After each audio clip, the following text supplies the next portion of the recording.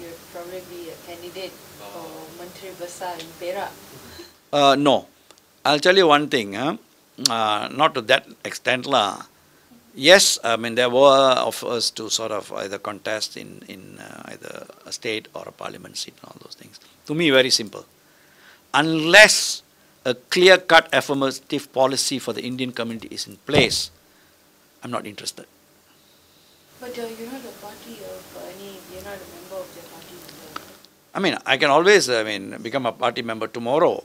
The offer came from TP? Well, it is from different sources, okay, from Pakatan. As far as I am concerned, I have been very clear that unless there is an affirmative policy, unless there's a clear-cut directive, because I have been fighting for this for the last 30 over years. Yes, to a certain extent I have achieved. I mean, the records to prove. As an NGO, as an individual, the amount of appeals that we have made to the Home Minister for citizenship, success rate is very high with us. We have fought for the rights of the poor, downtrodden. So all I'm saying is, I was very clear, I said, I don't want to get into an elected position whereby what happens is, you're locked. Then you have to abide by, what do you call, toe party line. I am prepared to toe any party's line or anybody's line, provided it is fair, equitable, and there is justice. And to me, I feel the Indian community still, the injustice has not been, the injustice is still continuing. I know the constraints, the restrictions Pakatan is facing, I fully understand it. But you need a think tank. You might have your own Pakatan think tank, but all I'm saying is, you need a think tank from the Indian community. As you said, there must be people who must be able to bang tables, close door. I don't think people do it. From 2008, going back and sorting out schools and temples is the same thing which Barisan did.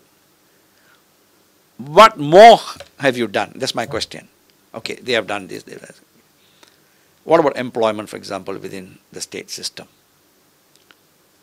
So that is why there's a letter that I wrote to all the chief ministers asking statistics of how many Malays, how many Chinese, how many Indians are employed in your state. Barisan has been doing for the Indian community is, as what I have said in my paper, systematic discrimination and marginalization. Now, whatever you have done after 2008 does not convince me of a genuine effort on the part of Barisan UMNO. It is more an election sort of ploy, it's an election tactic, which I feel very sad because the Indian community doesn't deserve this. The Malay community doesn't deserve this. The Chinese doesn't deserve it. The Kadazan doesn't deserve it. I think the Malaysian community as a whole, I don't think they deserve what Barisan has done today, unless they have a solid political will to look at the problem of all the communities. Coming back to the genuine efforts of BN, you said, how about the Nambike, the power of Nambike? Before it was Mata Shakti, now it's apparently Nambike. Does he know what's the meaning? I'm sorry, but slogans are Urimei, and we have already sort of put our 2008, that means it was 51 years, isn't it, after independence. We had put 51 years of Nambike on you all. Alright? And I don't think we can again put the Nambike unless, as I said, a genuine effort is made, and things like One Malaysia, for example. Najib, as an individual, is doing everything. I don't see I don't see the others in UMNO or even in... Everybody is just echoing what he's saying. Like MIC is echoing what he's saying. No? Oh, PM will do this for us. PM will do that for us. God forbid, tomorrow PM drops dead. What happens? What happened to Islam Hadari?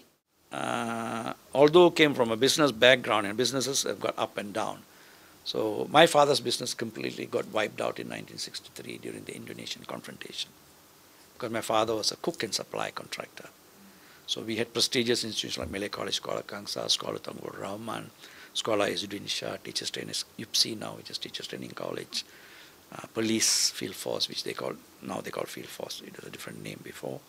All these contracts, my father used to have full contracts for cooking and supplying.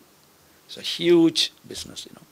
But when Indonesian confrontation came in 1963, food prices shot up by 30%. Whereas your margin here is hardly 15%. So he just got wiped out in 3 months. And he couldn't salvage the business, so he fell ill. And then I self-supported myself by working the nights.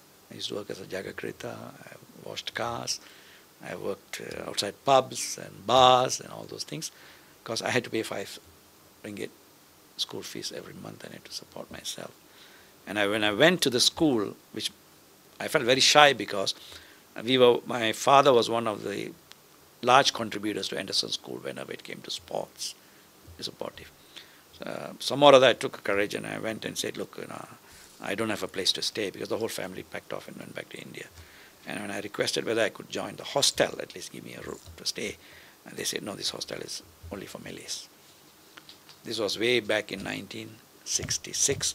As a 16-year-old kid, I had a very deep wound in me. Okay, the wound is healed, but the scar is still there. MalaysiaKini.com. Malaysia Kini. For the Malaysia Kini.